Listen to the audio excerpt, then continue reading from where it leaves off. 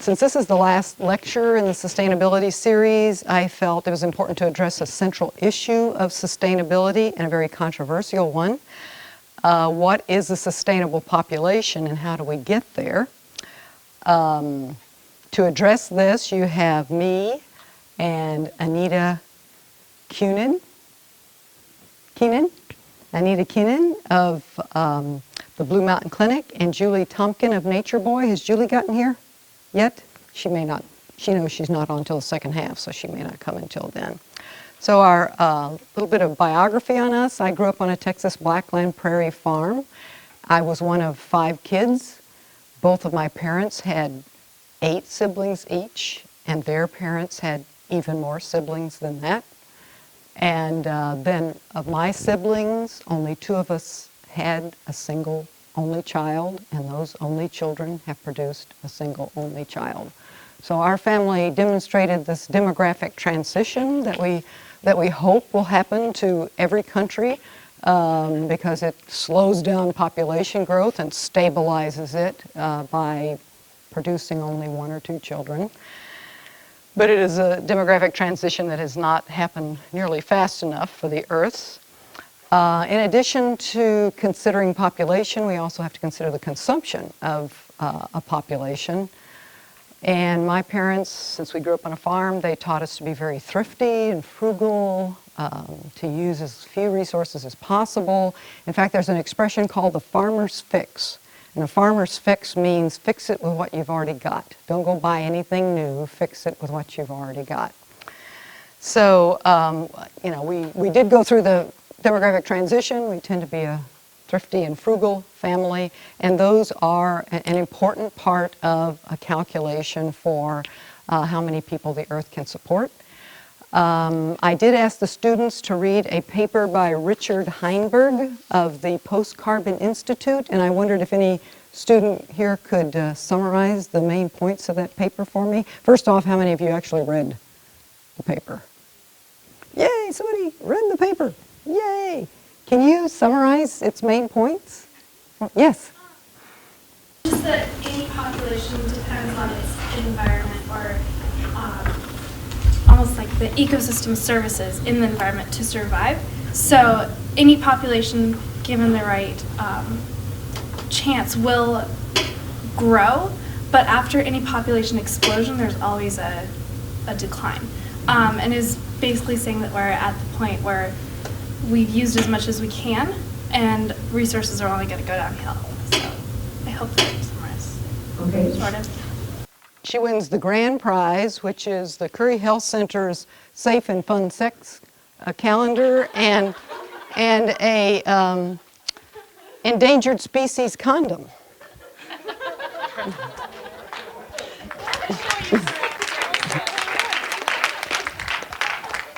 There are some more prizes.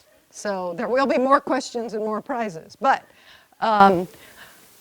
another point that was made by Richard Heinberg's article is that a book called The Limits to Growth that was published 40 years ago, written by Donella Meadows and a number of other people, they said its basic premise is irrefutable and stands to this day, and pointed out that even the Wall Street Journal stated that it was irrefutable, and that's that growth cannot continue in a limited system, and the Earth is a limited system, and therefore someday we have to confront the end of growth. We have to stabilize the population, we have to stabilize the economy. I listen to National Public Radio, and I hear constantly, we got to get the economy growing again. We got to get the economy growing again. You never hear anymore people talking about a steady state economy, which is something that used to be talked about very seriously back in the 1970s, but we haven't heard too much. We didn't hear much about it in the 80s or 90s or since we entered this new millennium.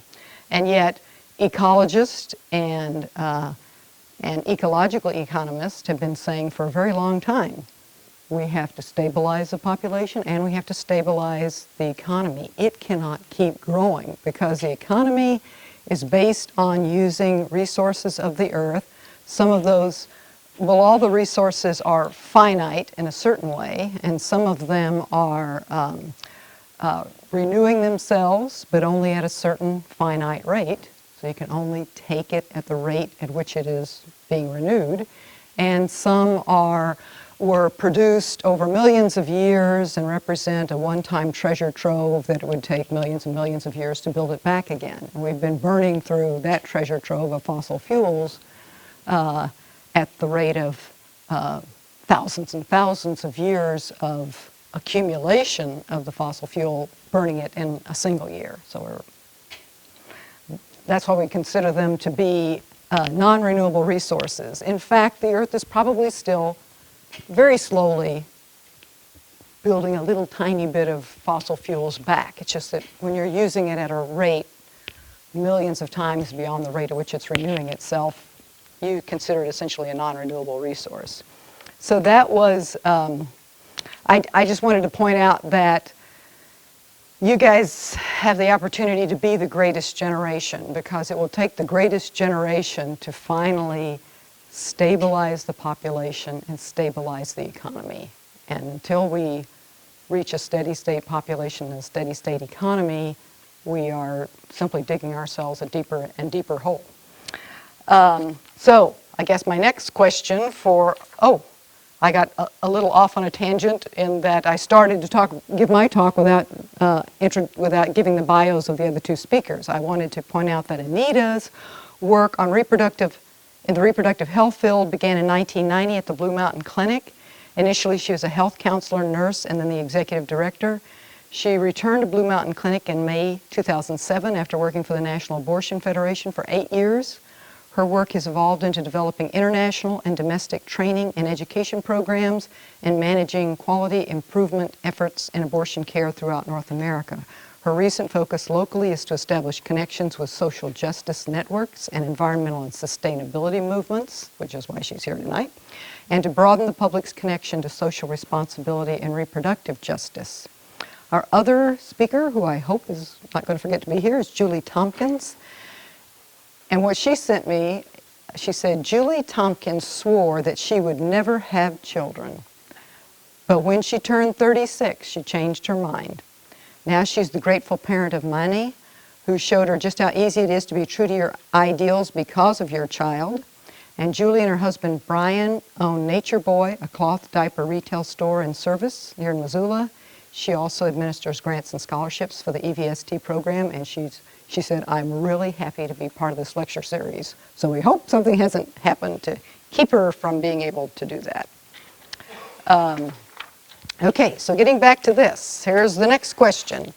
What the heck does this equation here stand for? Who recognizes that equation and can tell me what the parts of it mean? Did I see a hand up there for a moment? Yes, what? Well, it's been a long time. Population impact. Impact equals? Population times, it's been a long time. Anybody can? Talk to me last year. I hear people saying affluence. Times, I can't remember the last year. Anybody know what the last one is? Technology. Well, he was able to get the rest of the information from the people around him, which is a very good way to do it. It gets another endangered species condom. So, impact of our population is a function of the number of people, their affluence, or how much resources they use, and then technology, because technology can either increase the impact of using those resources or decrease the impact of using those resources, depending on what sort of technology we use. Some technologies are very wasteful and inefficient, and some are highly efficient and can actually reduce our impact. So population and affluence almost always tends to increase impact, while technology can go either way, depending on the kind of technology. So, and when we think about impacts, we can just think in terms of how big the impacts are. We can also think of this as being resource use. You know, whether we are sustainably using resources or not, if we determine what is a sustainable amount of resource use and get all these things in line with it so that the amount of resources we're using is sustainable. However, if population goes up or affluence goes up, then what had formerly been a sustainable society can become an unsustainable society, because now they're using more resources because their population went up or their affluence went up. And that has happened to many societies, that at a certain population level, they were using their resources sustainably, and then when their population increased, they became unsustainable. Or there's Julie, great, whew, I was a little nervous. Or they became more affluent and started using more resources. And China might be a good example of that, a country that now, and that is becoming more affluent, is perhaps becoming less sustainable than it used to be. So who can tell me what is meant by the ecological footprint? I need to slide this up. I certainly hope that the people who are in 101 are going to be able to tell me what an ecological footprint is. Who wants to do that? I see some people from 101 in here. Katie, I know you want to win one of these wonderful things.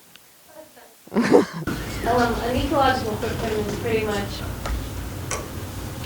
I would say each person's ecological footprint is like how much energy goes into the things that they consume.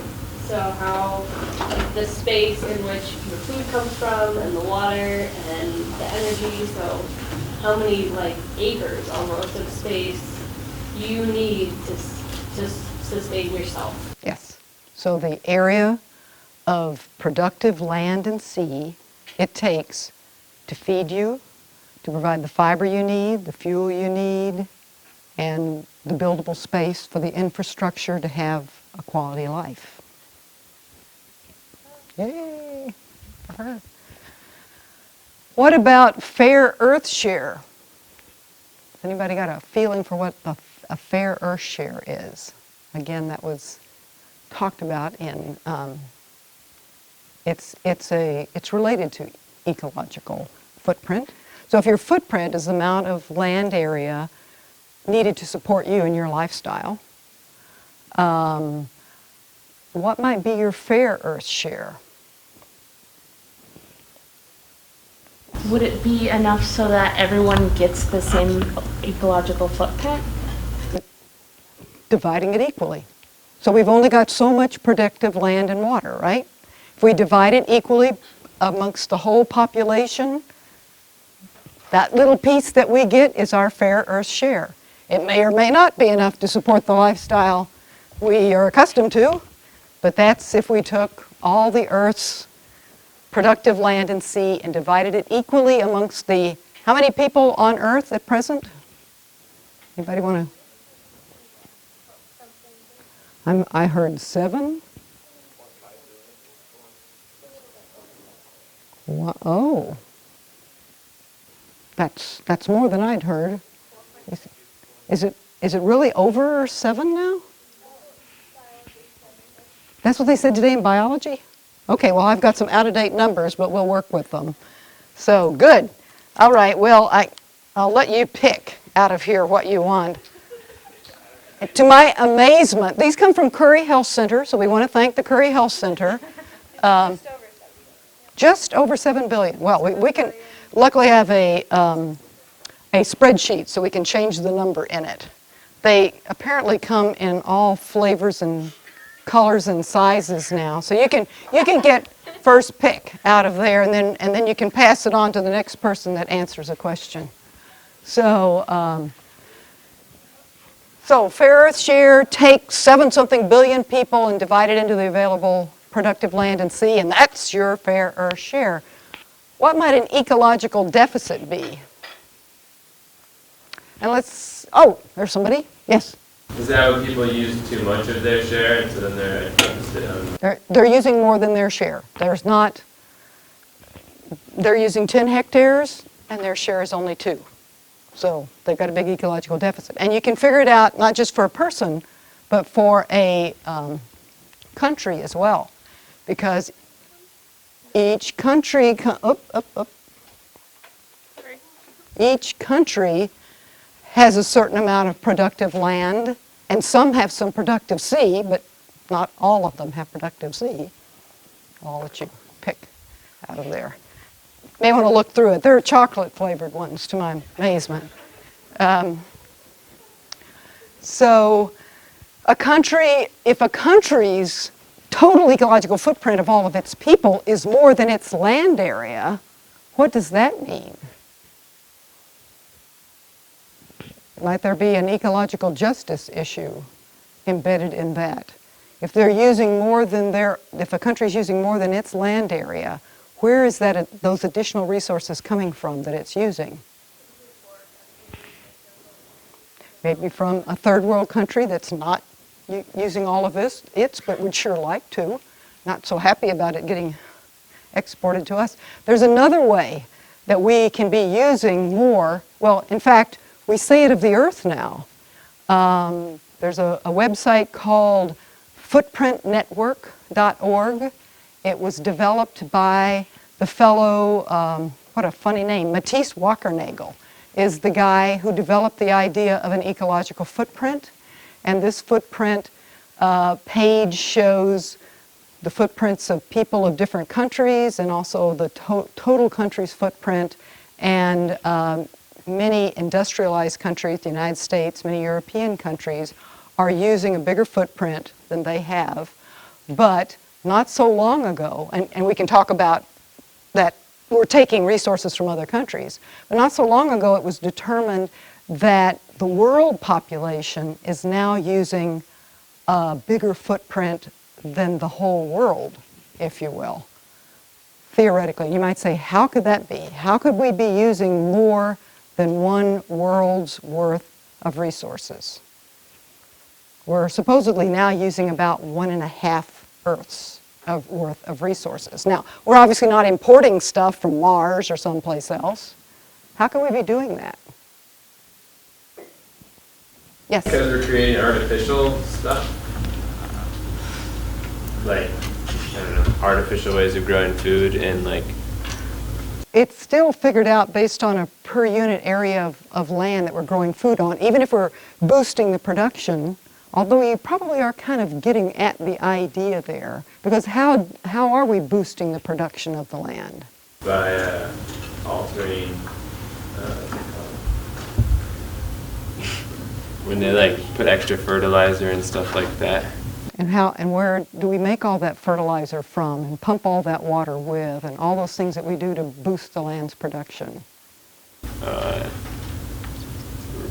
From like fossil fuels. We're using fossil fuels. And the fossil fuels we're using represent millions of years of Earth productivity that we're burning up in just a few years. So, in effect, we're using up a historic legacy and we're taking that from future generations. So there's not only an environmental justice issue with wealthy countries pulling resources from poor countries, but with the present generation using up a legacy that it's essentially taking from future generations. So, all sad ideas. Again, here's this question you're going to get to answer on the sheet when it goes around. What kind of a life do you feel all people should be able to live, and how many people can be sustained by the earth at that lifestyle? I'm going to show a spreadsheet. Is that readable? Ecological footprint analysis. I'll probably have to put my glasses on so that I can read it, assuming I can find. You can see where they are? Good, thank you. Okay, so this shows population in millions, and productive land and sea area in millions of hectares for the world, the US, Canada, China, India, Sweden, some examples. And if you go to that Footprint Network website, every country in the world, you can see every country in the world, and they provide this information and call it the biopotential of the place. And then, so they have the biopotential where they take all the land and sea area and divide it through by the number of people, and that essentially gives them their Earth share, and then they'll have their average footprint. And for many countries, what they show is that the average footprint has been going up, and the biopotential of the country has been going down, because we're harvesting resources at an unsustainable rate. We're putting out pollution so that it actually harms the biological resources. So the biopotentials have been going down as the footprint has been going up. And when they cross each other, you know the country is in trouble. It's obviously no longer sustainable. So here, the world, looking at the world, the average footprint is at about 2.2. But there's actually only about 2 hectares per person. In this calculation, I came out with that we were using about 1.1 world, but their estimate is we're using about 1.5 worlds. However, if we decided that half of that good land and sea should be set aside for nature, should be set aside to support other species and to provide ecological services that we all depend on, then we have half as much for us. And all of a sudden, it would take 2.2 Earths instead of just 1.1 Earth to support that many people. So that's just looking at the world as a whole. If we look at the U.S., within the U.S., if we take our population and divide it into our land and sea area, we have about 2.3 per person, but we're using, the estimate is around 10 per person.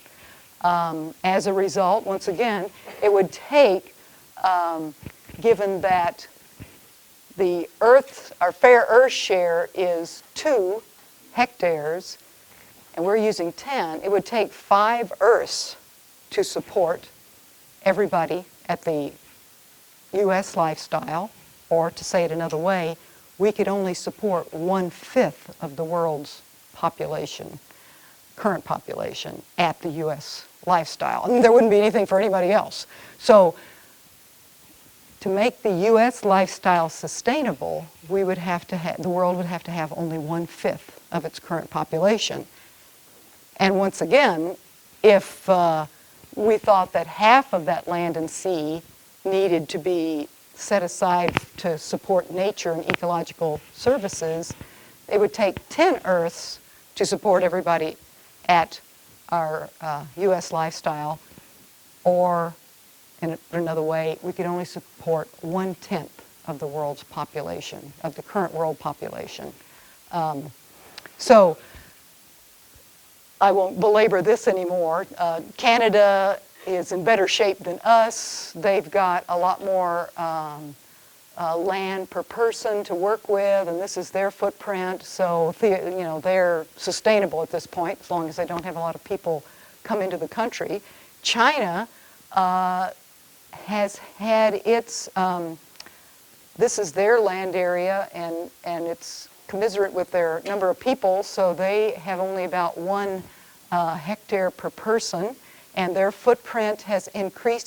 Their footprint has doubled in recent years, up to 1.6, and so they are now unsustainable in terms of the amount that they're using. India is still sustainable, but of course industrializing, and of course they'd love to increase the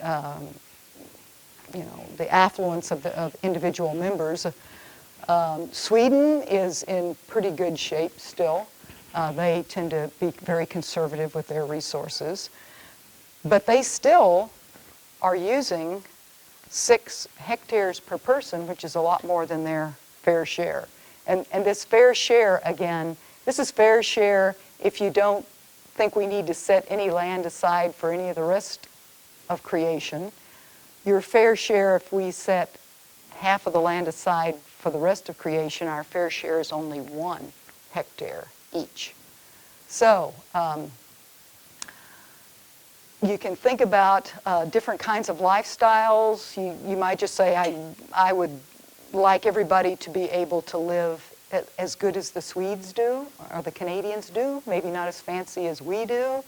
Or you might think, oh, I think it'd be fine to live as the Chinese do, and then you can calculate how many people that would support, because here's the number. Well, I'll scroll down to this so that you can grab this number.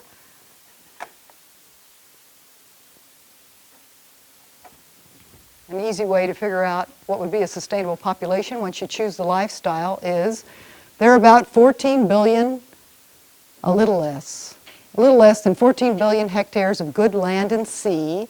So if everyone uses 10 hectares, as we do in the United States, how many people could we sustain?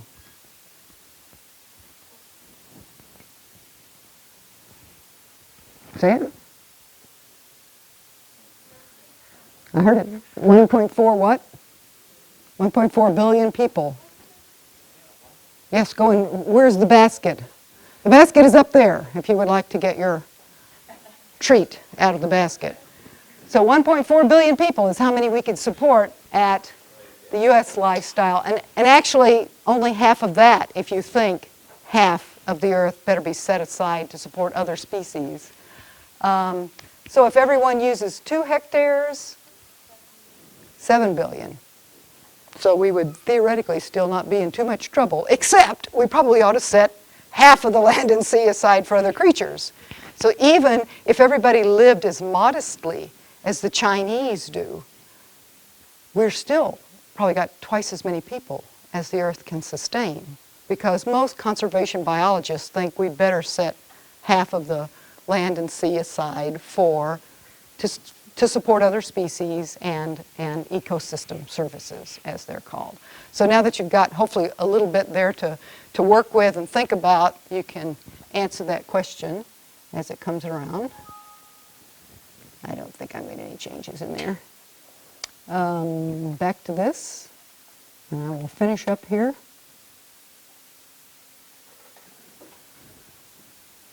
How do we get there? We obviously have to do a lot of changing of of what we think is a good life.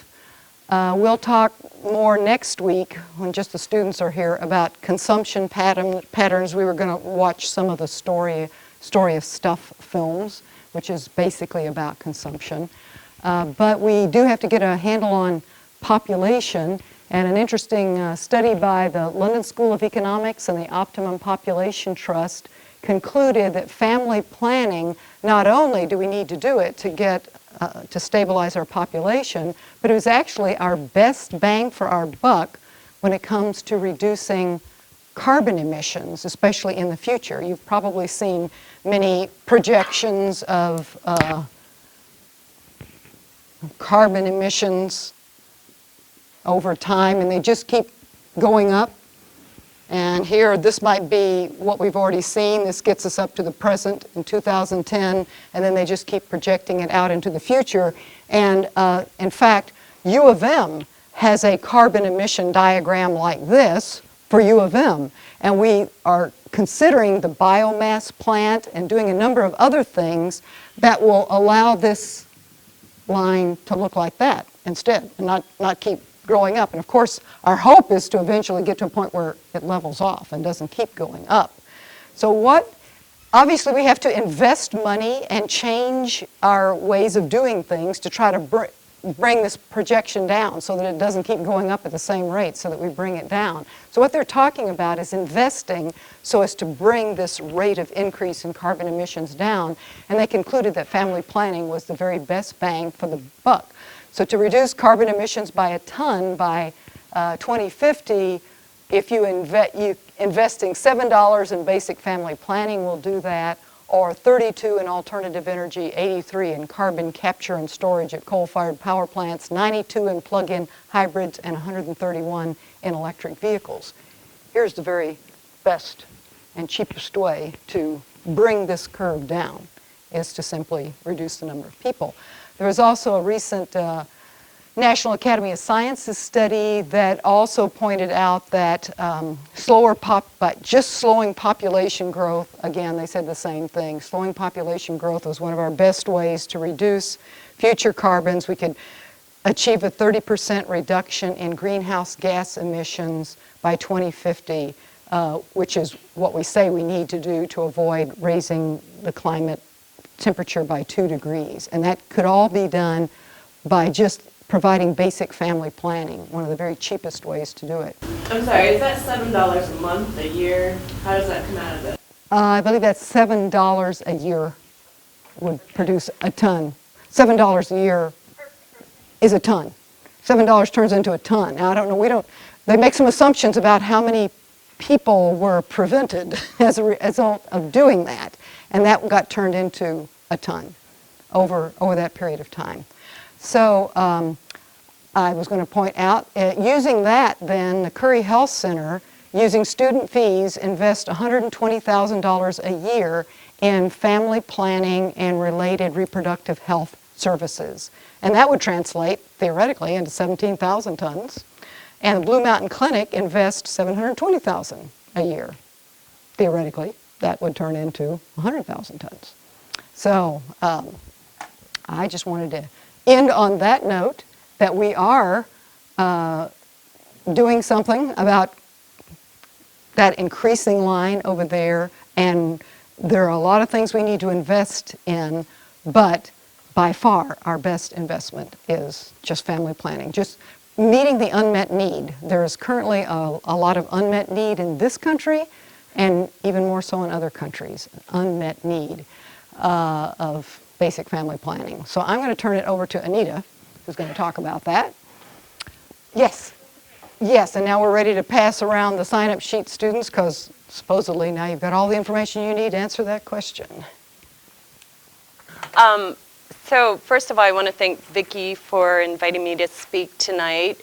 We did a presentation in May for the SBC, the Sustainable Business Council, and the whole concept of population offsets and tying this with climate and mitigation was fairly new to me. So I did a lot of research both for that presentation and then in anticipation of this.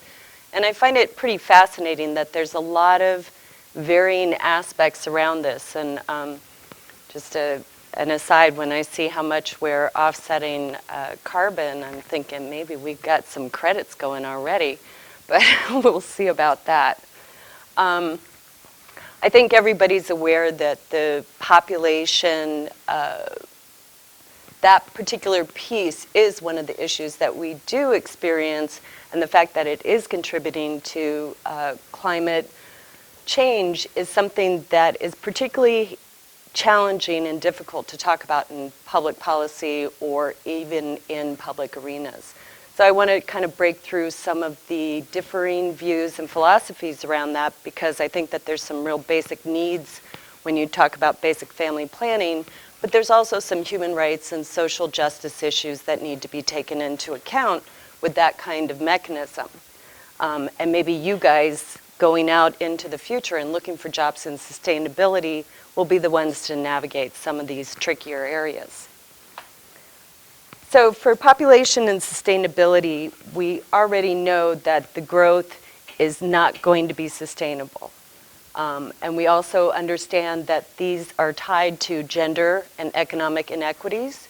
And we also know that it's not dispersed around the earth the same way. We know that in the US and other developed countries, we're using far more of our allotted use. And we also know that there's many places where access to, whether it's family planning or other economic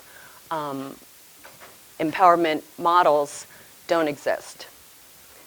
But it's not alone responsible for this, and that's part of the discussion in terms of not being able to address the population piece without looking at it in the context of other aspects. But we know from a feminist women's perspective that it's something that we could do more work on. And I'm going to focus a little bit both on the global perspective and also then locally bringing that issue to what we know through our experience working at the clinic and working with women of reproductive age and trying to find ways that we're going to access care. So 3 billion people are going to be of reproductive age in the next generation. So the decisions that we're making today with regards to childbearing will have a huge impact on the overall population. And these are some of the predictions that we have right now, though it sounds like we're getting closer than we thought with over 7,000. So the benefits go beyond just specific population issues. When you look at family planning, access to empowerment to make decisions around the size of your family, the timing of pregnancy, the outcomes, and what that looks like economically, there's a lot of benefits to people having access to birth control, contraception, and other aspects of that, which include the health and economic well-being. Oh, I want to go back to this because I think this is actually a really important piece and it really ties into the social justice model. These are crucial building blocks of resilience. When you have over half the population are women and you don't have those women in the same position of power as men in decision making, economically, or with opportunities, that's something that we do need to address, and that's how this issue ties in with feminist or women's rights issues. So unfortunately, we don't have the kind of access. I hear lots and lots of money about, or lots of quotes of dollars going from the US for international family planning, but I don't actually see it in our clinic. We don't actually see a lot of money that's out there for direct services. In fact, the cost of contraceptions continued to rise. One example of that is the IUD device costs currently over $700 for us to purchase. Those are cost prohibitive issues, and they lend themselves to these issues, discrimination and poverty. But of course, it's not just the access issue, and I want to make that point too, because a lot of what I read, there's a lot of cultural barriers to using contraception, even if they're accessible. So that's another issue in terms of how much we rely on family planning actually to solve some of these issues. This was something, and I have a resource list at the end of the presentation. There's some really good research emerging, and some of it is kind of tying these lines together, and I would encourage all of you to explore some of those if you're interested in this area, because I think that there is a movement that's changing. The old feminist values actually resist this model of population control, and that's a barrier for some of us who are trying to bridge these issues. The policy issues, particularly in the US, but it also goes globally, they don't want to talk about population because we're going to start talking about abortion, contraception, education, information, and access to birth control. It also deals with immigration issues as well as religion. So these debates have not been addressed, and we've lost a lot of ground on making changes. So within the feminist reform movement, the idea is to bridge all the issues that come with not only the access to birth control, but also what I consider the feminist model of patient-centered care and empowering the individual to make decisions that are the best for themselves, whether it's health-related, socially related, culturally related. That is what the feminist model in my mind has been, but we know that that's not necessarily what happens. It also ties into the employment opportunities and what happens with reproduction when women are having children. That limits the ability for them to be in the workplace, or if there isn't childcare or maternity care, those things also limit the opportunities both on the employment level and on the economic level. So these are some of the specific criticisms that I came across in reading this, including one of our own feminist networks where I was talking about this issue and was pretty much shot down by somebody who had read this article and who was very much kind of sensitized to the issue of population control and where reproductive injustices have occurred in our history. So just this, it was interesting to read something about the fact that women are being targeted with long-acting contraceptives like Depo-Provera, and the fact that that can be perceived two ways. I mean, that can also be an effective birth control, and it can also be something that for women who don't want to remember to take their, or can't remember to take their pill every day for a long-term acting. But in the reproductive justice movement, there's a ton of sensitivity because historically that's been used as an oppressive method, and it's targeted women of color. So there's a lot of sensitivities that go along with talking about birth control, access to long-acting contraceptives, and also the idea that this would be a mandate. So this is how I perceive this. I think that if we're looking into going along population philosophy and looking at ways that we're going to shrink our population, it's really critical that we look at reproductive justice issues and that it doesn't target women who may not be considered or who are considered high-risk populations. And that's a real tricky area when we're talking about policy, funding, and just the actual form of contraceptive methods. So we have the highest rank or rate of unintended teen pregnancy and STDs in the all industrial countries, which to me is kind of absurd. And we know that we have the technology, we know that we have the affluence, but for some reason we're not making the connection with getting use, and we've actually lost ground. Those rates started to turn around in around 2007, 2006. We actually started to increase our teen pregnancy rates. So I don't know if you can see this too well, but this is a graph that describes some of the other industrial countries and how they rate. And so obviously with the US being 3 times higher than Canada, to me that's almost shocking. But then again, not so much. When we went through the whole healthcare reform, one of the things we advocated for was to make sure that we eliminated the disparity in terms of access to birth control. Let me ask a question. How many people are able to obtain free birth control? Condoms. In fact, I've got a bunch of condoms for people too.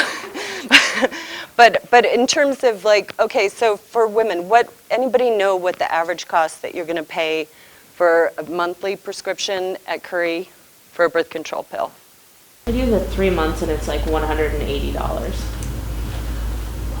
Like $20 a month.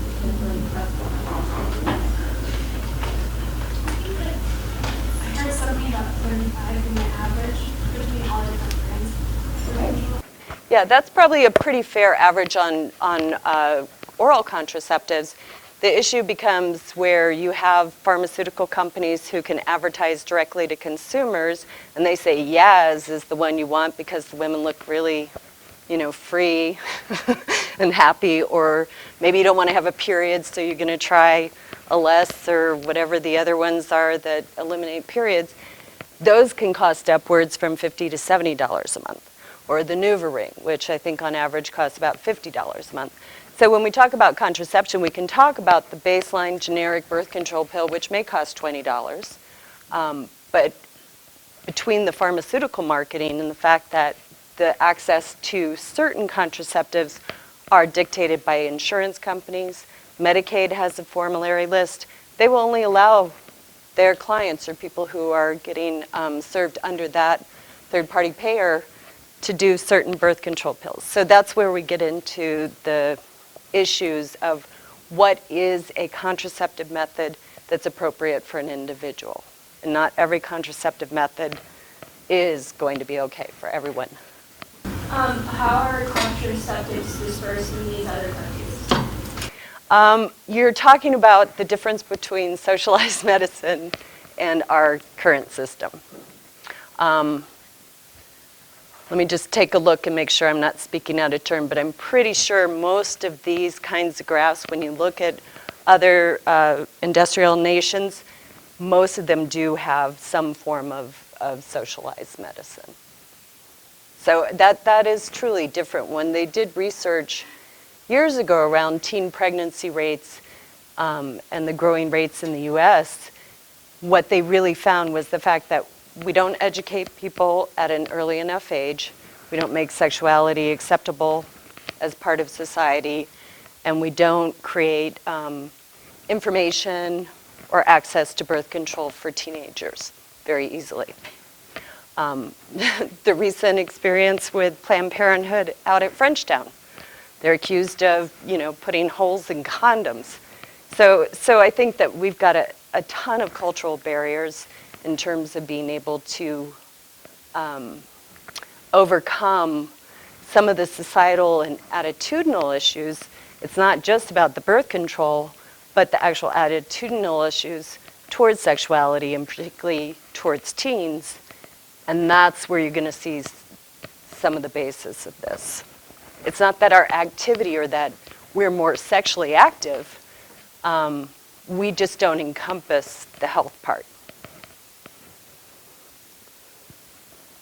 So this is the current data regarding who doesn't have contraception, and this is basically targeting or looking at publicly funded contraceptive services. So a lot of this is related to younger people who are not creating or not having access to care, but it also is about attitudes.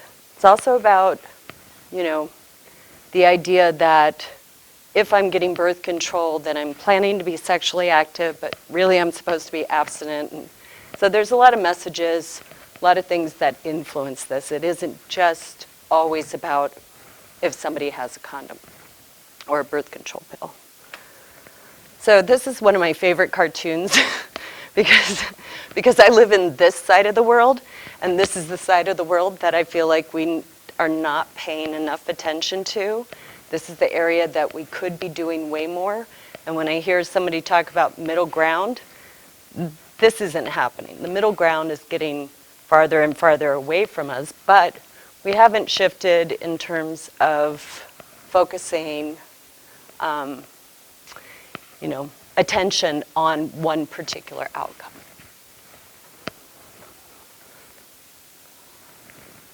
So this was a pretty astounding figure. And I think very appropriate for today in terms of some of the frustrations we're dealing with the economic recession, as well as the war still going on, and pretty staggering in terms of what it would take to actually cover these needs. And again, without addressing some of the other attitudinal pieces, but the actual just access to care.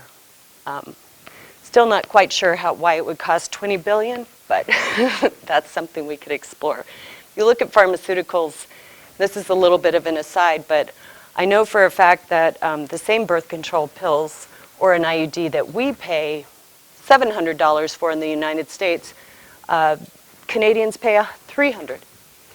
So we have also a pharmaceutical industry that is influencing a lot of the access issues, and the cost for medications overall, let alone contraceptives, is exorbitantly high in our country. And part of that is FDA, part of that is licensing, but it's something that I think that we need to focus on. So we know this isn't the sole issue, but it is something that we can focus on and actually is within our grasp, maybe more within our grasp than a few other resources and technologies. And as Vicki said, this is something we know, but it's something we have to change. This group is fascinating. I still haven't, I've read a lot of their materials. They're doing carbon offsets, and they have a formula to do family planning offsets. I'm still curious. I want to apply for a grant from them. It'd be interesting to see how that works out. But the concept to me is really appealing because when we talk about cap and trade and we talk about different areas of reforestation or whatever the outcome is going to be to supplement that carbon offset, family planning is really kind of a fascinating notion. But it's tricky. So here was one of the comments, and this is one of the patrons of OPT. And then I've got a few other slides that talk a little bit about the criticisms. Now, this economic analysis we talked about in May, and we were all quite struck by this. But subsequent to that, we've actually seen some criticism. So this is one of the areas they talked about the fact that this was not the kind of research that you want to base that kind of projection on. And again, you know, this is a little bit of he said, she said, but in my reading, they're talking about that kind of research not necessarily being as legitimate, which should give us all pause. So a lot of it has to do with the climate conference. This woman, Lori Mazur, was in response to that previous article, actually had a more aligned perspective, which the feminist or the population justice movement probably is encompassing some of the feminist and social justice elements, but it talks a little bit more around the fact that we're looking to make this a holistic perspective. This is not just, we know it's an inequity between gender, poverty, but it also is something that we need to continue to maintain the human rights structure, and that's to make sure that we're not coercing and that this is not about people having their rights to make decisions and have that power. So their work, this is one of the more groundbreaking areas, is trying to bring the elements of the environmental, social justice, and feminist movements together to address both the population issue, but also tie the fact that we need a broad-based support. We are stuck in a quagmire where we can't move anywhere. We can't make the right decisions for prevention. For 8 years now, we're going into the 4th legislative session to just try to have comprehensive sex ed in Montana. We won't get it this year, but those are the kind of barriers that we're facing. So in order to really move that forward, we've got to have some strong pushback on the policy side and also on the grassroots movement. We understand, and this is one of the big, I put this in here because one of the big criticisms is that, well, it's not the global south that's creating all this carbon. We know that, and that's important to consider, but there's also the empowerment model. So we also know that women who have more fertility control in any population are going to be able to make decisions that are better for themselves and put their families in a position to have more empowerment. So this is one. So when we talk about specifics in terms of the actual footprint or emissions, this was one estimate I thought was interesting in terms of how much we would be able to particularly rein in and save. So that's trying to quantify that. So from the perspective of working in healthcare and on the outcomes level many times and also on the prevention level, the concerns are valid. It's really important, that we address the reproductive justice issues, that coercion and any kind of hint that we're trying to constrain people from making decisions for themselves about reproduction is something that we have to stray away from. We can't move into that camp, although the balance of trying to find a way to limit is the harder part. We know about the political sensitivities and influence, and we still are going to face many years, it appears, for the U.S. to come abroad or be progressive, but we need a progressive movement.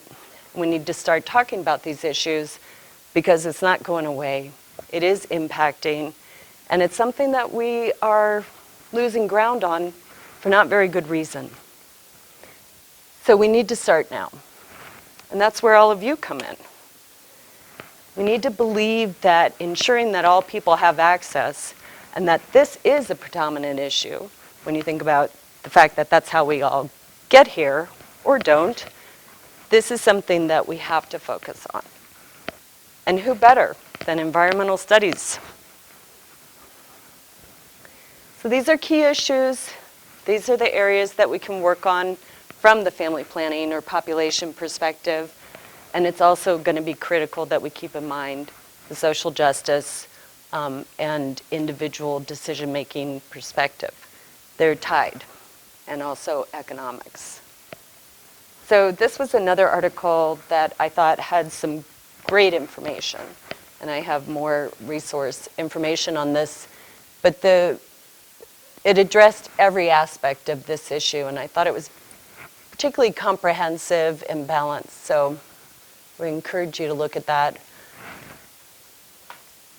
So the government policies, obviously, those are huge in terms of looking at population and family planning. And these are the key areas that this particular author focused on, and that's the number of children, spacing, education. It also includes men and women. So it's not just talking about women and putting the onus on women as the reproductive sex, but the fact that this is a societal issue. It is not just women who are having sex alone or having babies alone, with one exception. The equal opportunity for gainful employment and to live free of violence and intimidation, of course, all factors in quality of life. High quality, comprehensive reproductive health care, and even of more critical, particularly in the US where we do such a poor job, is the provision of maternal and child health care. And then the social cultural issue, which of course is a much harder piece to address. But something that starting now, we need to move that dialogue, we need to change the way that we view these things, and we need to encompass all people regardless of both gender and economics. So this is our take-home message. Obviously, there's a lot of areas that can be developed. There's things that we need to do both on the engineering, mitigation, all these systems. But before we do that, or as we're doing it, we also have one really basic premise. That is, how about if we just make this issue not about not having access, but make it about where people's decision-making is not a barrier for them to act on those. So that's my view. That's my vision. I hope that we're going to someday get there. But when we talk about working for sustainability, these are some of the very real issues. The Healthy Montana Kids, great idea. We really needed it. We love it. CHIP program. A lot of energy went into doing that. But they neglected to include contraceptive. So anyone under 18 in that program has no access. That to me is a tragedy. That's something that we know is a group that should have access if they want it. But we've had a decade of abstinence programs dictating that that's not something that can happen politically. To me, that's one of our biggest barriers. So exploring the opportunities like pop offsets, maybe there is something in there. I don't know. Personally, that's not my area or field of work, but it does appeal to me to actually think about how you quantify this access and create that on one hand, and also identify if there is the financial. Not a big, I guess I'm not informed enough to know the cap and trade arguments, but I would say that funding for family planning is our best bet. And this being around the idea of bringing these movements together, creating that broad base of support, and having some movement that can counteract this very conservative political climate that we're going to be facing. And then lastly, condoms. And we have a project right now, the AskMac project. It's the Montana Access Project. We're working with a cell phone helpline to try to reach underserved populations throughout the state via texting to answer sexual health questions. If anybody's interested in learning more about that, here's some cards. And then these are our AskMac condoms. But then they're in, I know these aren't biodegradable. I feel a little guilty, but they protect the condoms because, as you know, they erode. So these are your protection for condoms. And there's condoms in there as well. And if anyone's interested in our show in February, here's some information about Off the Rack. So thanks for your attention. Actually, if people have questions, I'd be happy to answer them now. I just wanted to say that something I forgot to say, which is why am I wearing this little red ribbon here? They gave me this at the Curry Law Center. Does anybody know what it is? Do you know what it is, Anita? World AIDS Day.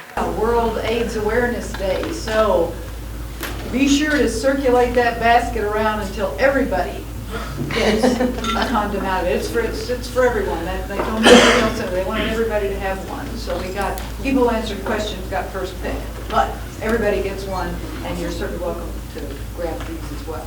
So then we have some questions. Yeah, I just had a question. What age do you recommend starting education? Like you talked about going to the schools and that was a big problem. How old were you trying to?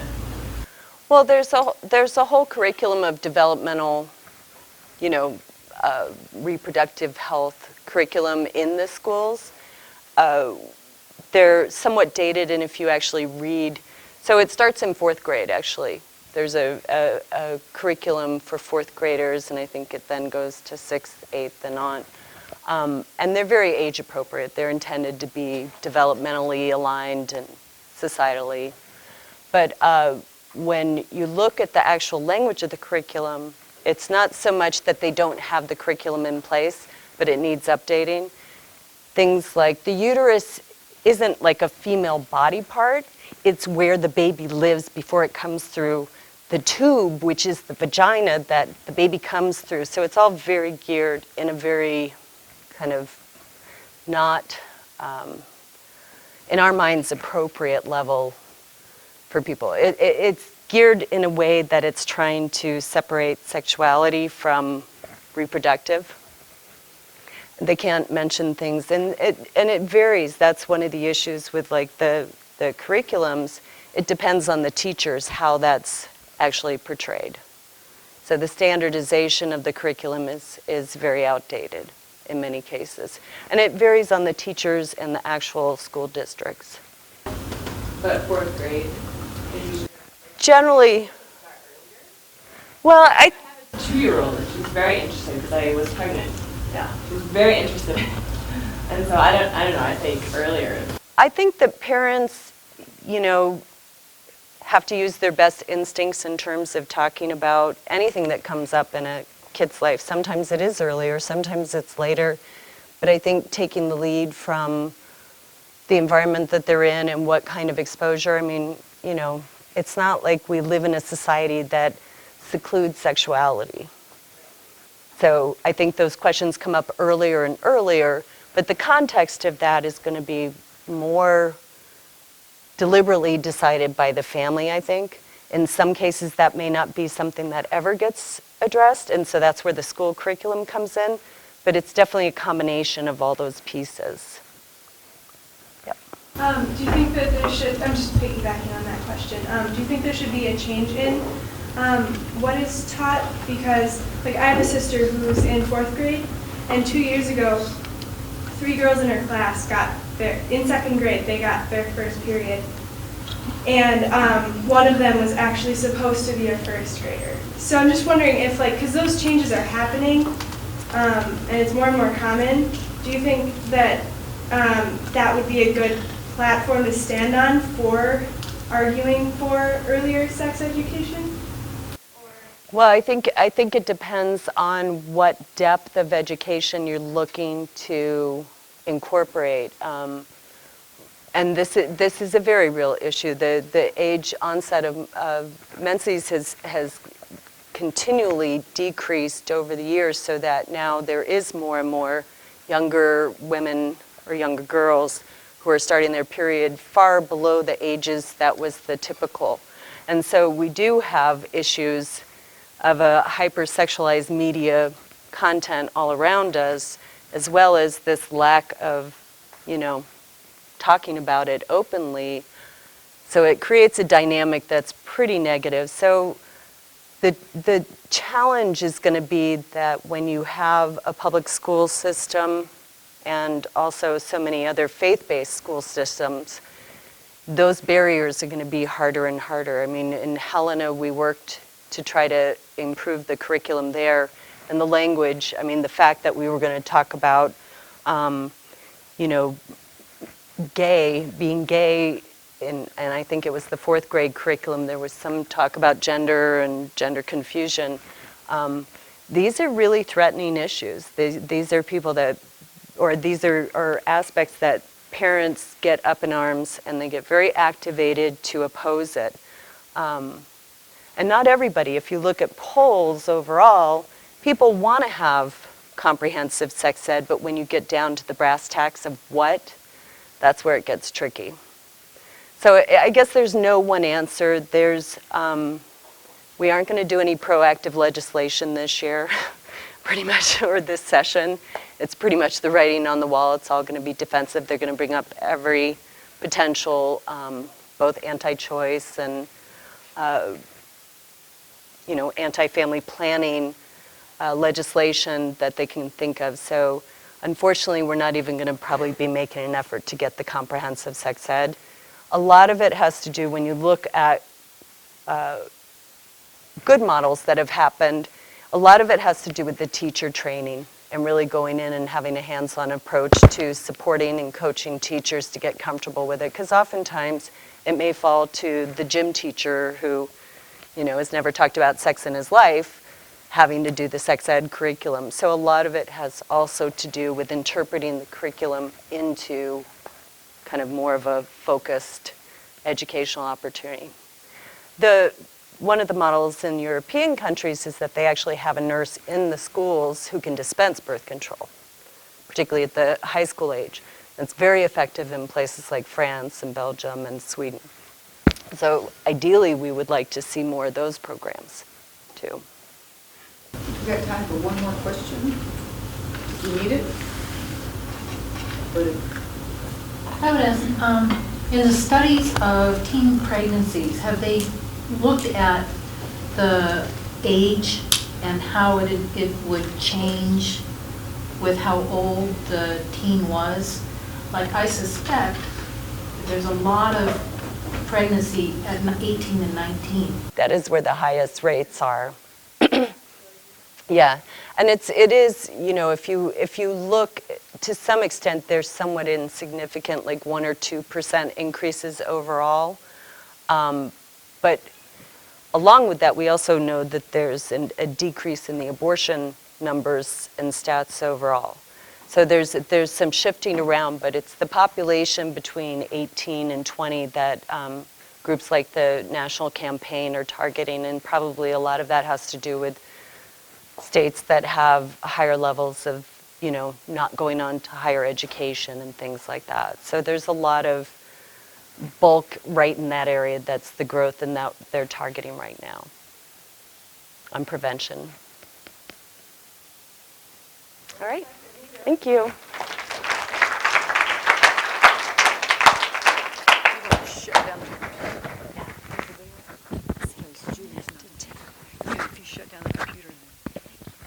So our last speakers, and I think she brought somebody with her as well, I just want to make the point that it's always sad to see people saying the problem is not our exploding population, but your excessive affluence. So once again, as we saw at the beginning,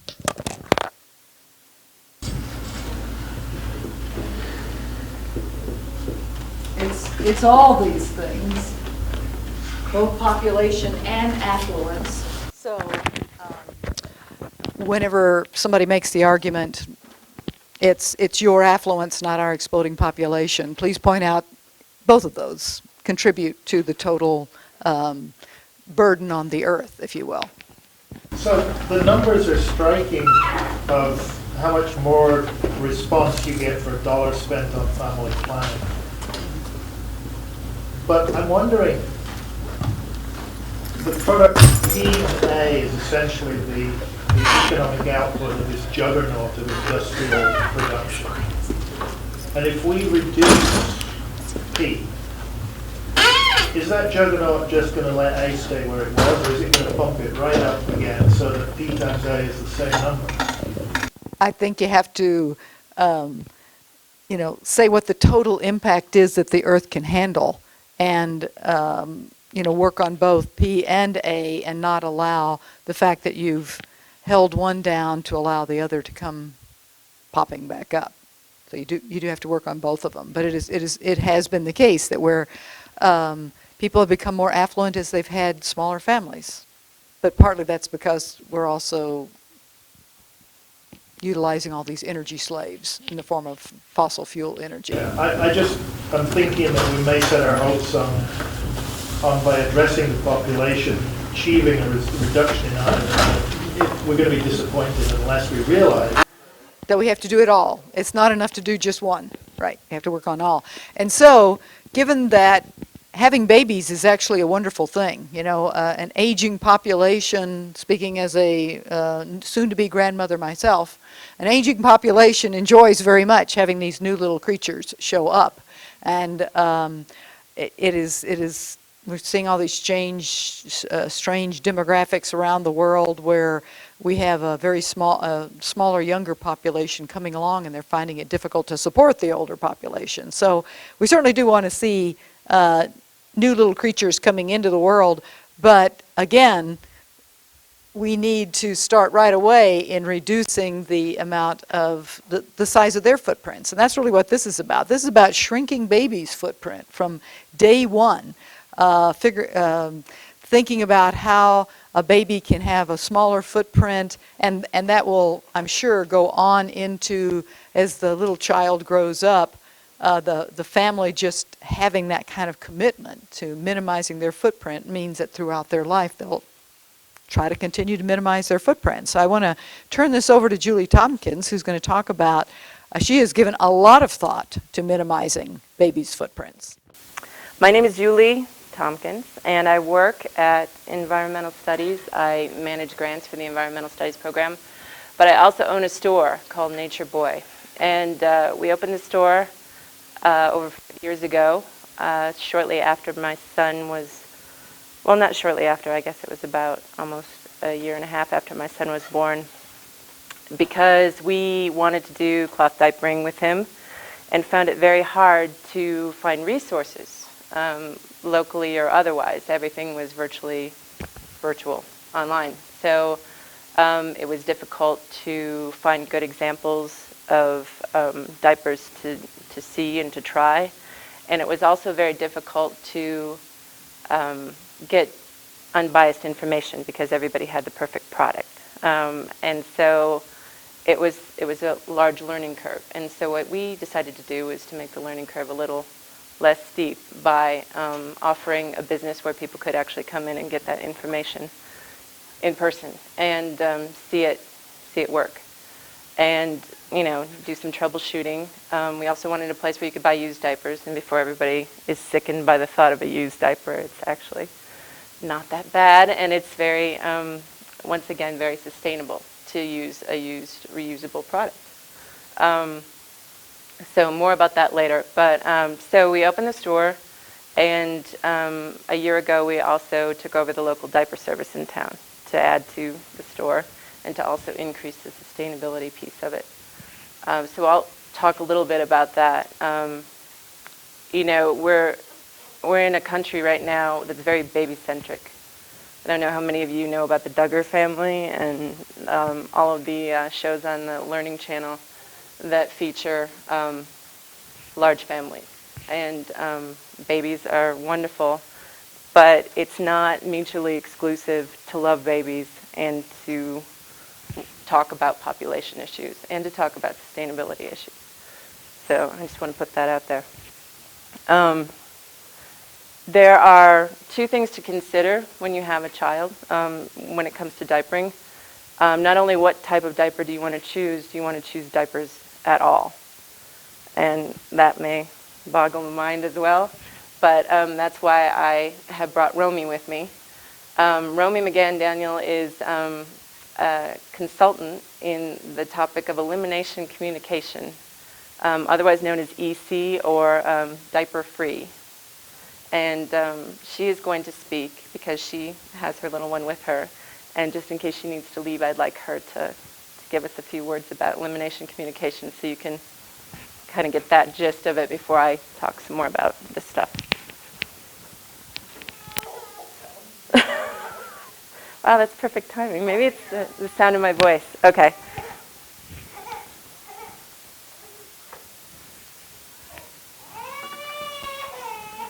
So I'm going to pass around some things that you can look at because I know you're all kind of drowsy from this extreme heat. The first one is a disposable diaper that I've emptied approximately, I would say about 5 ounces of water into. So, you know, that's a big P, I suppose. But these are capable of holding a lot more. This is a 7th generation unbleached disposable. And it's ecologically friendly in the fact that they claim it's more biodegradable, but it still contains a little something called superabsorbent polymer, which is a gel ball in a huge mass of cotton pulp. And basically what happens is it keeps absorbing and keeps absorbing and keeps absorbing and expanding, and it doesn't do anything else. It's non-biodegradable. And that's in virtually every disposable diaper that's made. There are a few out there that don't use it, that just use pulp, but there are not many of them that do. So you can see firsthand what this looks like. I've cut it open. Try not to get it on your hands. Supposedly it's inert, but that's what it's supposedly about. There you go. I'll also pass around some cloth diaper things just for you to look at. Are you okay? Yeah, okay. Bamboo diaper. Very soft. You would like to wear it, I'm sure. This is a fuzzy bun. This is another thing. Feel free to open them up and look at them. Diapers have changed quite a bit since the olden days. And it's actually nice to see what you could be dealing with. This is a diaper cover. This is water repellent fabric, laminated fabric that keeps the moisture in when you have a diaper. Let me know if I'm not loud enough. So yeah, like Julie said, my name's Romy, and I have this baby who is 8 months old, Olive, and I have a 3-year-old who I started out with this. Infant potty training is another word for it. And I think I heard about it like in People magazine or somewhere kind of unlikely, probably 5 years ago, and I just kind of thought, wow, that's crazy and kind of cool. And so I thought I'd try it out with my first baby, and I read a book about it while I was pregnant, and that's pretty much all I knew was what I'd read in the book. So I was kind of just free-floating, really. I had never seen it done, and I'd never met anybody who did it, but the book was pretty comprehensive, so I just went for it. And so basically the idea is you cue the baby as a newborn. Bear with me. You cue the baby every time they go as a newborn and try to keep them diaperless as much as possible if you can.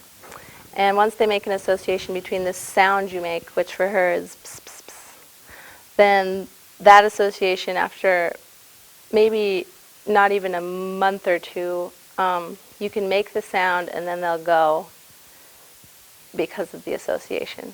So now when I'm like ready to run out the door, I can hold her over the toilet and make the sound, and she like sits and waits like, okay, I gotta go. And so anything she has, she'll go because of the association.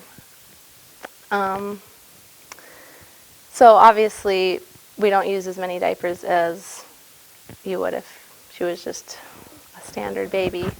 But the diapers we do use are cloth, and thanks to Julie's store, I've gotten to capitalize on her used basket, which I think is pretty great.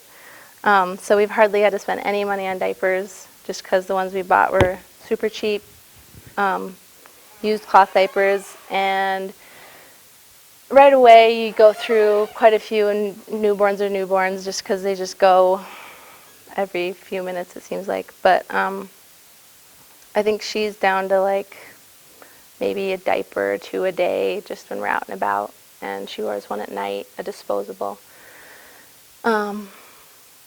But yeah, for the environment, I think it's probably like absolutely the best thing you can do when you have a baby, for a footprint, because you use a lot less water. Cloth diapers go through more water than disposables. Well, ostensibly at home you're using more water anyway. I don't know about production, but you're going through fewer diapers, so you're not washing as many. So it's all just pretty, it just makes sense. You're reducing wastewater pollution and groundwater pollution and landfill space, obviously, by only using, some people probably don't use any disposable diapers. Some people use, I mean, depending on how you do it, some people do it part-time. If they work and can't stay home, I'm lucky enough to be able to stay home with my kids, so I'm with them all day and I can keep her diaperless 24/7 if I want. But some people do it part-time or in conjunction with a daycare, so they might use disposables part-time. But I think any awareness you can give your baby of their elimination needs by keeping them diaperless is going to reduce your footprint. And, you know, doing it all the way, kind of the way we do, is probably the best way you can do it. And it's really common around the world, like India and Africa and China, rural populations obviously do it. The Chinese babies wear these little pants with a split in the back and the crotch, and so they just kind of have easy access all the time. So it's not common around here, but it definitely is in other parts of the world. But I guess I don't know what I'm skipping over, but I think questions would probably be best, because I know there's probably quite a few.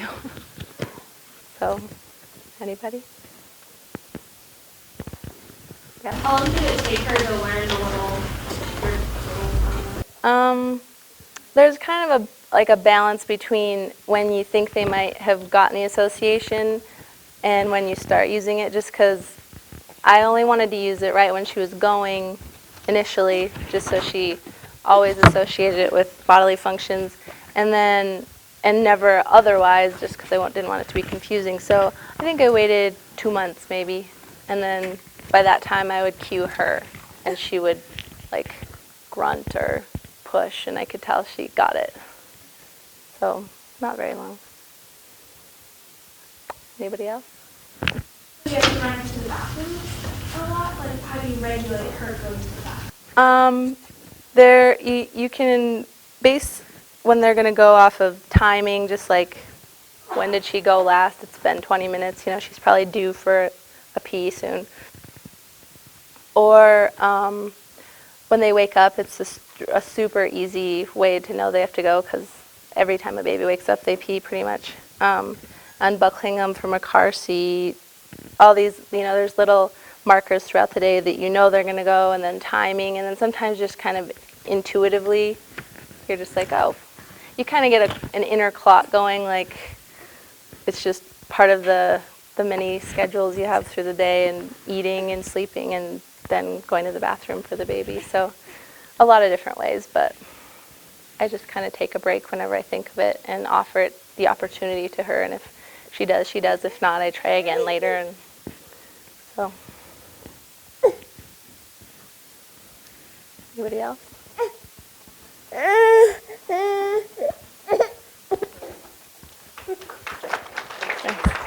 Kind of winged it. Yeah, I went to bed in my bed.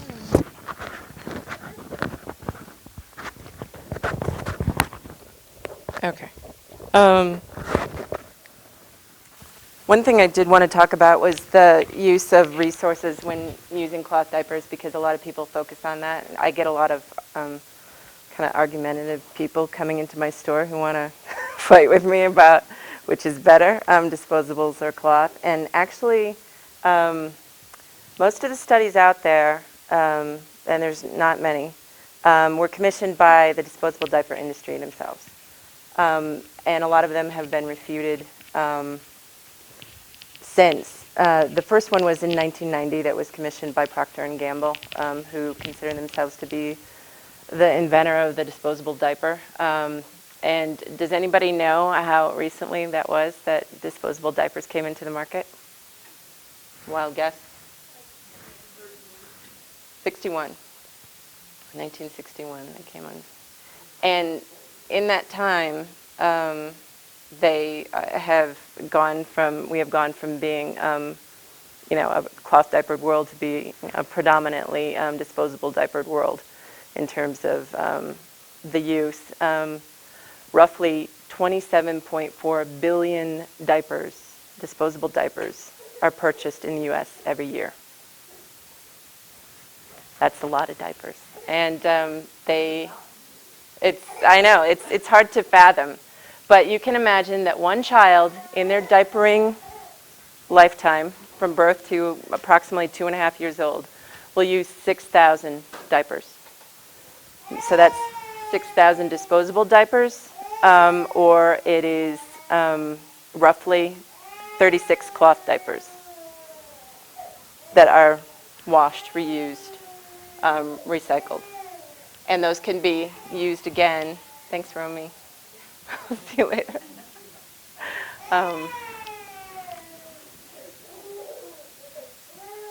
Cloth diapers, besides being reusable and recyclable, can be bought by other people, which is why we sell them at our store. So it is a good trade-off that if you purchase diapers that you can resell them. So it's economically a good deal for parents. You can save anywhere from $1,000 to $3,000 in cost over the length of diapering, just because you're not buying wipes, because you usually use cloth wipes when you use cloth diapers. You're saving on transportation to shop. You're also saving on, if you use used covers and used diapers, you're saving substantially over buying new diapers. So not only is it a cost-saving initiative, it's also sustainable because of the fact that you're cutting down on the amount of diapers that are in the landfill. Romy said that water use for laundering diapers is greater for reusable diapers than the water used to make disposables. That's actually not true. There was a study done by the Women's Environmental Network. They commissioned a study shortly after the Procter & Gamble study came out to refute some of the things that the Procter & Gamble study said. And I'm just going to read these off because I know you've kind of been deluged with numbers, so I'm not going to give you too many more numbers tonight. But basically, the Procter & Gamble study said that home laundering from birth until toilet training with a high-efficiency machine uses approximately 10,000 gallons of water. So that's for roughly 2.5 to 3 years. To get a handle on the equivalent of that, that's watering an average lawn for 1 year is 20,000 gallons. So it is quite a bit of water in terms of water use, but it's actually less than the manufacturing of a disposable diaper. Because what you have to consider when you are talking about disposable diapers is not only the manufacturing of the disposable diaper, you have to consider the transport, which a number of studies did not take into consideration, was the transport not only of the diaper to the shopping facility, but the person to the shopping facility to purchase those diapers. Also, there's a lot more post-consumer waste that goes into the disposable diaper, and that's a huge consideration. So when you talk about diaper service, that's actually even less than home laundering. It uses 32% less laundering than at home, or less water than at home, and 41% less energy. So diaper services, for the bad rap that they get for using lots and lots of rinses, actually, because they're washing multiple loads of diapers together, it actually cuts down on the energy and the water usage. So 27.4 billion diapers in the landfill. That constitutes the third most prevalent waste product in the waste system, with, I believe, food containers and newspaper being the top two. So it's fairly significant as far as landfills. Also, you have to consider the fact that despite the instructions on every disposable diaper packaging saying that you should shake your fecal matter into the toilet, what percentage of people do you think actually do that? Less than 2%. So what you're talking about is you're talking about these perfectly preserved, balled up, plastic encased little balls of poop in the in the landfill, and that presents a very real issue with public health that hasn't actually even been confronted yet. It hasn't been confronted in terms of groundwater contamination. It hasn't been discussed about how long it takes those to actually break down in the landfill, which is estimated at anywhere from 250 to 500 years. And we're talking about the parts that can decompose. Like I said about the superabsorbent polymer, that is a polymer and it doesn't biodegrade. So it just hangs out there and stays in that form. The truly scary thing to me about the superabsorbent polymer, which there has been very few, another thing that there has been very few studies done on, is that gel, which is claimed to be safe and inert, is being recommended to be composted now. There's a diaper out called G-Diaper, and there's several other types of diapers that follow G-Diaper's lead, which says that you can take that diaper and throw it in your compost and use it in your food production without any issue. They don't address that biodegradable aspect of the superabsorbent polymer. So we're talking about a very little studied substance being put into your gardens or wherever you're using your compost. And they also advise that you can flush them, which basically you take a G-Diaper insert, you rip it apart, you throw it in your toilet, you stir it up with a little plastic stir stick that they give you, and you flush it down the toilet. The city of Vancouver did their own study, their wastewater treatment facility did their own study and followed that diaper, that G-Diaper, through the waste stream, and found that because those gel balls are so densely packed and clumped in that cellulose material, a lot of it was not only clogging the drains and the filters that they had in place. When they did pass through, they were not being treated properly by UV treatment, and so they were passing out into the watershed. The cellulose and the gel balls together were passing into the watershed and basically into the water where nobody knows what it does, essentially. So we're talking about a polymer that is non-biodegradable in the water stream being absorbed or eaten or whatever by animals and things in the water. So that's disturbing to me, but again, it hasn't been efficiently addressed by the disposable diaper industry because all they want is something that's very absorbent. So they try not to talk about it too much. And do you have a question? Yeah, I was just wondering, how, is there any other material available that is even somewhat as absorbent as the polymer? No, there's not. I mean, it's chemically created to have water adhere to it. So it's... What is the main difference between, I've never had a kid, so I don't really know much about diapers. What's the difference between, like, absorbency-wise, between that and a cloth diaper or a diaper that doesn't have it? That's a good question. Basically, one of the benefits to having cloth, in my opinion, is that they're not as absorbent, which means that you have to change them more frequently. And what they've said is, what the disposable diaper industry has said is that their babies in disposable diapers have fewer diaper rashes. Health-wise, they've found, studies have found that that's not the case. Studies have found that not only do children have more increased diaper rash because of the fact that sap tends to pull beneficial moisture out of the skin and cause the skin to like form, form cracks or blisters. It also increases the heat in the diaper. So there was a study in Germany that found out that boys particularly had increased scrotal temperature when they were in disposables, which said could contribute to sterility eventually. And so that's a factor in that sap gel being as efficient as it is. With cloth diapers, because you change them so frequently when they're wet, because children will let you know when they're uncomfortable. With a disposable diaper, the kind of human nature aspect of it is that you let them stay in the disposable diaper because they don't seem to be bothered by it. Then what is the difference in the amount of cloth diapers you would need?